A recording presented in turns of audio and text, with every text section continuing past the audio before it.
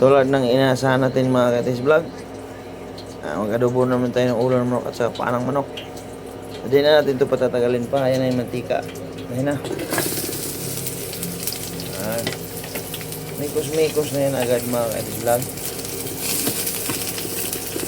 Ayan.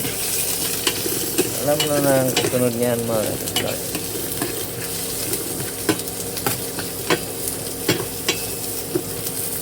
Adobuhin natin yan mga Kaitis Vlog yung ulo. There we go mga Kaitis Vlog. Andito yung ulo natin at saka yung panang manok. Yung nilagyan natin ng tanglad, pinakuluan para mawala yung langsya niya mga Kaitis Vlog. Ayan na. Ayan na mga Kaitis Vlog. Ayan na mga Kaitis Vlog. Ang ulo with chicken feet. Pinagsama na natin mga Kaitis Vlog. Ayan mga Kaitis Vlog. Hindi natin hinatsing natin sa sobrang dami ng ricados mga Kaitis Vlog. Ayan. Pag adobo, hindi talaga nawawala yung sukang natural.